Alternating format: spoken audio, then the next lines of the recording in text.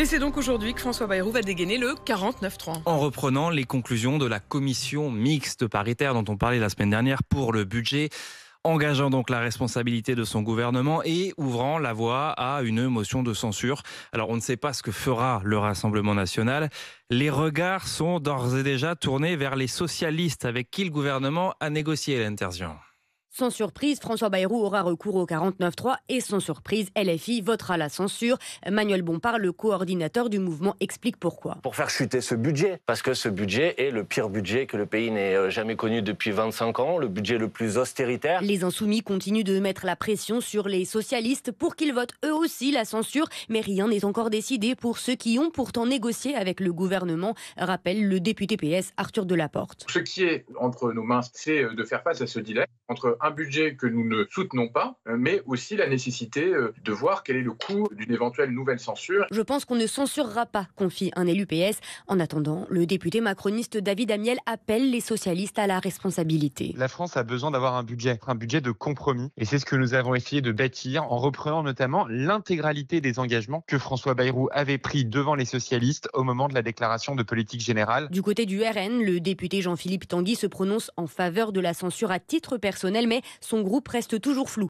La fin du suspense. François Bayrou va dégainer l'article 49.3 sur les textes du budget de l'État et de la Sécu. Le Premier ministre l'a annoncé ce week-end. Il engage donc la responsabilité de son gouvernement. Ça ouvre la voie à une motion de censure. Hélène Terzian du service politique en direct avec nous ce matin. Les socialistes et le RN ont donc désormais l'avenir du gouvernement entre les mains. Exactement, parce que si les élus du RN et ceux du PS votent la censure, alors le gouvernement de François Bayrou chutera. La décision des deux groupes n'est pas encore actée. Ils devraient se positionner en ce début de semaine. Côté RN, c'est comme d'habitude toujours très flou, mais les regards sont surtout tournés vers les socialistes qui ont accepté de négocier avec le gouvernement pour construire le budget. Le PS a bien obtenu quelques gains sur la non-suppression de postes à l'école, par exemple, mais ce n'est pas suffisant pour totalement convaincre le parti d'épargner le gouvernement Bayrou. C'est donc un cas de conscience qui se pose pour les socialistes, ne pas voter la censure pour donner un budget à la France ou alors la voter au risque d'accentuer instabilité politique et économique. Ce qui est sûr, c'est que la censure est toujours sur la table, c'est ce qu'a affirmé le chef des députés socialistes, Boris Vallaud. Le vote aura lieu en milieu de semaine, sans doute mercredi ou jeudi. Il a voté socialiste à toutes les dernières élections, mais Christian estime tout de même que les députés PS devraient s'abstenir de censurer le gouvernement. Je pense que la France a besoin d'un budget, même si c'est un budget de droite, certes. C'est fondamental pour la pérennité et la stabilité du pays. Xavier est du même avis. Au moins sur la scène internationale, vis-à-vis de nos créanciers, etc. Je pense qu'un peu de stabilité, c'est quelque chose qui peut compter. Ouais. Maureen, elle, aimerait que le gouvernement Bayrou tombe, mais sans pour autant être persuadée que ce soit une bonne chose. Censurer encore une fois, c'est bien, mais quoi pour à la suite? Si chaque proposition est toujours censurée, et on va pas s'en sortir. En même temps, ne pas censurer, c'est un peu accepter ce qu'ils proposent, donc c'est pas non plus une bonne solution, donc je sais pas. Les socialistes ont pourtant obtenu des concessions, taxes sur les rachats d'actions, des crédits supplémentaires pour l'hôpital public. Il y a des choses effectivement qui sont plutôt sympathiques. Pour autant, le fond n'est pas là et c'est ça qui compte quand même, quoi. Evelyne, qui implore donc les députés PS. Censurés comme les autres, hein. Et il faut qu'il y ait un front de gauche uni et voilà. Evelyne pense que le PS ne pourra pas ménager la chèvre et le chou indéfiniment. Il faut, dit-elle, de la clarté. François Bayrou qui va reprendre les conclusions de la commission mixte paritaire pour le budget, donc ouvrant la voie à une motion de censure dont le sort dépend en grande partie, Hélène Terzian, des socialistes. Exactement. Il faut le rappeler, c'est avec le Parti socialiste que le gouvernement Bayrou tente depuis plusieurs semaines d'arracher ce fameux accord de non-censure. Le PS qui est le seul parti de gauche à avoir accepté de s'engager dans les négociations sur le budget. Certes, les socialistes ont obtenu des gains, la non-suppression de postes d'enseignants par exemple, mais ce n'est toujours pas suffisant pour le PS. La censure est toujours sur la table, affirmait encore hier le chef des députés socialistes à l'Assemblée, Boris Vallaud. C'est donc un cas de conscience qui se pose pour eux, pour les socialistes, ne pas voter la censure pour donner un budget à la France ou alors la voter au risque d'accentuer l'instabilité politique et économique. Un bureau national est prévu aujourd'hui pour en discuter. Si les socialistes décident de ne pas voter la censure, alors François Bayrou devrait bien sauver sa peau. Reste que l'attitude du RN sera aussi aussi scruté. Là aussi, le groupe va arrêter sa décision aujourd'hui. Le groupe de Marine Le Pen continue de souffler le chaud et le froid sur sa décision finale. Semaine décisive pour le budget et pour la France. Évidemment, bataille du budget, c'est en train de devenir une sorte de bataille des patrons et de bataille sur l'emploi. Bonjour Nicolas Bouzou. Bonjour. Vous êtes économiste, vous êtes président du cabinet Asterès. François Bayrou a annoncé le recours au 49.3 et la censure qui pourrait être votée dans la semaine. La France ne peut pas se permettre de ne pas avoir de budget. Voilà ce que dit le Premier ministre et vous êtes à peu près d'accord? Oui, bien sûr, le Premier ministre a parfaitement raison. Il faut un budget. On a bien vu que la censure d'il y a quelques semaines a abouti à encore plus d'incertitudes, à encore plus de désorganisation. Donc, quel que soit ce budget, moi je trouve qu'il n'est pas très bon, mais à la limite, peu importe, je dirais, quel que soit ce budget, il faut absolument qu'il soit voté. Il faut que les parlementaires soient responsables. Ils ne l'ont pas été vis-à-vis de l'économie de notre pays il y a quelques semaines quand ils ont censuré le gouvernement Barnier. Là, il faut qu'ils soient adultes. Quand vous dites qu'il soit adulte, même si ce budget ne me plaît pas trop, pourquoi? Qu'est-ce qui vous plaît pas? Qu'est-ce qui ne vous convainc pas? Ce qui me plaît pas, c'est qu'il est complètement à contre-courant du monde. C'est-à-dire que dans le monde aujourd'hui, on baisse l'imposition sur les entreprises. C'est ce qui se passe aux États-Unis, c'est ce qui va se passer sans doute en Allemagne à la suite de l'élection législative qui a lieu dans quelques jours. Et nous, le choix qui est fait, ça n'est pas de diminuer la dépense ou assez peu, c'est pour l'essentiel, d'augmenter l'imposition sur les entreprises, ce qui va donner beaucoup plus de difficultés à nos entreprises, alors même que la concurrence s'accroît. Donc je pense que c'est une stratégie qui économiquement est mauvaise, mais je le répète, le drame, le côté tragique de la période, c'est qu'il nous faut quand même un budget, même s'il n'est pas terrible. 50 milliards d'euros d'augmentation de recettes fiscales et il nous annonce 30 milliards d'euros de baisse de dépenses, mais on a plus de mal à les voir, les baisses de dépenses. Oui, alors d'ailleurs, les auditeurs n'ont pas forcément vu votre geste, mais enfin vous-même, vous aviez j'étais assez flottante sur les dépenses parce que j'ai eu beau poser la question vendredi dernier à la ministre du Budget, Amélie Montchalin. En gros, elle a botté en touche.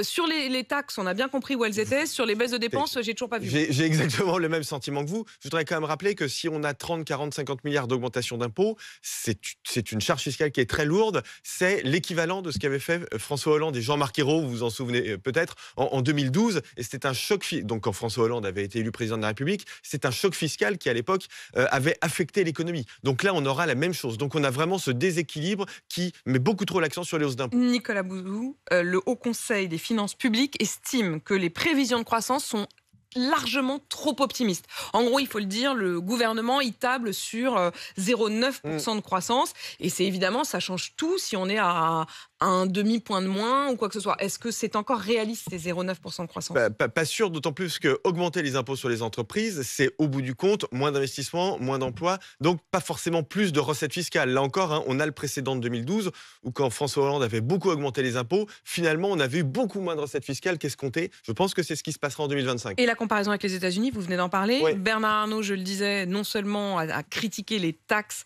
et l'augmentation des taxes en France, mais dans la première partie de sa phrase, il avait surtout dit « Je reviens des États-Unis » et quand on arrive des États-Unis, c'est la douche froide. Là-bas, ils font l'inverse. Je voudrais qu'on écoute ce que dit le président américain, d'abord sur la question de la hausse des tarifs douaniers, puisque c'est aujourd'hui que Donald Trump et les États-Unis vont appliquer une hausse des tarifs sur le Mexique, le Canada, la Chine. Ça, ce sera ça va passer de 10 à 25%. Et il annonce que ça arrivera probablement la semaine prochaine en Europe. En tout cas, il reste à peu près flou sur l'Union européenne. Écoutez. Vais-je imposer des tarifs douaniers à l'Union européenne? Voulez-vous la vraie réponse à cette question ou bien la réponse politique à cette question? Absolument, nous allons les taxer. L'Union européenne nous a traités si terriblement. L'Union européenne nous a traités si terriblement, dit Donald Trump. Bon, c'est absurde. Et ce que fait Donald Trump, ce qu'il a fait ce week-end à l'égard du Canada, il le fait au mépris de tous les engagements des États-Unis. Donc c'est d'une brutalité absolument inouïe, mais c'est comme ça et ça va nous arriver. Ça va arriver à l'Europe. Je peux vous dire que les chefs d'entreprise canadiens aujourd'hui sont plus qu'inquiets. C'est un état de guerre économique qui est déclenché quasiment au Canada. Et je le dis au Premier ministre, au ministre de l'économie, je les connais très bien tous les deux. Ce sont des gens qui ont un très grand niveau de réflexion, mais je leur dis attention, là, les États-Unis nous préparent à une guerre économique. Si nous alourdissons en plus la charge sur l'imposition de nos entreprises, c'est véritablement la double peine. Que va faire le Canada là pour lutter contre ces tarifs? Ils vont baisser justement les impôts sur les entreprises. Donc la France ne peut pas être à contre-courant, mais je vous le dis vraiment solennellement, ce qui se passe aux États-Unis sera très dur pour l'Europe, et donc il faut que nous nous tenions prêts avec des économies très fortes. Et quand vous dites ça, vous craignez pour quel pan de notre économie? On sait qu'on exporte aux États-Unis surtout du vin, du fromage, de l'aéronautique, beaucoup, des produits pharmaceutiques. C'est ces domaines-là qui doivent être particulièrement inquiets. Oui, absolument. L'agroalimentaire, l'aéronautique, vous avez raison. Ça peut être aussi éventuellement l'automobile. De toute façon, le président Trump ne respecte aucun engagement international et il est absolument imprévisible. Donc je ne peux pas vous dire ce qui va se passer. Mais ce que je peux vous dire en revanche, c'est que jusqu'au dernier moment, les Canadiens se disaient non, ça n'est pas possible, ça n'arrivera pas. Et c'est arrivé. Et donc il faut se dire que ça peut arriver de façon massive. Au Canada, c'est 25% de tarifs, comme vous l'avez dit, de droits de douane. Et donc il faut vraiment que nous gardions ça en tête. Quand je rappelais la phrase de Bernard Arnault, qui commençait quand même par une sorte d'éloge du Trumpisme, je rappelle d'ailleurs que Bernard Arnault, comme d'autres grands patrons français, était présent à l'investiture, Nicolas Bouzou, il se tire une balle dans le pied en disant cela. Non, je pense que Bernard Arnault, vous savez, le LVMH est le leader du luxe dans le monde, c'est aussi le leader du luxe aux États-Unis, donc c'est une entreprise très, très importante. Moi, je pense que Donald Trump fait une erreur pour les Américains, parce que augmenter les droits de douane, c'est augmenter les impôts sur les consommateurs américains. Et d'ailleurs, qui vont payer les produits il a changé de aussi. discours, puisque dans la nuit, il a expliqué que finalement, les États-Unis seraient aussi peut-être impactés. Mais je dirais ça, c'est le problème des Américains. Ils ont voté pour Donald Trump, c'est leur problème. Moi, ce qui m'intéresse, c'est l'Europe et la France. Et donc, je dis à l'Europe et à la France, simplifions, baissons les impôts, soyons forts, ne soyons pas à contre-courant. Qu'est-ce que vous dites à Sophie Binet, qui sera mon invitée tout à l'heure à 8h30, la patronne de la CGT, qui dit à propos des patrons qu'ils n'ont plus du tout en tête l'intérêt général, que seuls les profits comptent, et qui dit même des patrons français que ce sont les rats qui quittent le navire. Oui, je lui dis qu'elle est complètement à côté du sujet. Le problème, on a des grandes entreprises en France, c'est fantastique, mais comme je le disais, vous avez eu la gentillesse de me citer sur LVMH, mais j'aurais pu citer d'autres entreprises. Le problème de la France, c'est que ces entreprises du type LVMH, il nous en faudrait dans le spatial, dans l'agroalimentaire, dans la santé, dans l'énergie, etc. Donc le vrai problème de la France, c'est qu'on n'a pas assez de ces très grandes entreprises. Et donc, je pense que les outrances... Vous savez, en plus, les Français en ont marre des outrances, y compris quand on tape sur les chefs d'entreprise. Nos concitoyens comprennent très bien ce qui se passe. Ils savent qu'on a besoin d'entreprise, ils savent qu'on a besoin de bosser, ils savent qu'on a besoin de liberté économique. Il ne faut pas se laisser intoxiquer par les voix des extrêmes qui crient partout. Donc, je suis persuadé qu'il y a un espace politique d'ailleurs important pour ça. Et il faut qu'on se serre les coudes parce que avec ce qui se trame aux États-Unis, ça va être compliqué ces prochains mois. Donc pas d'outrance et les syndicats doivent être responsables, comme les parlementaires. Merci Nicolas Bouzou.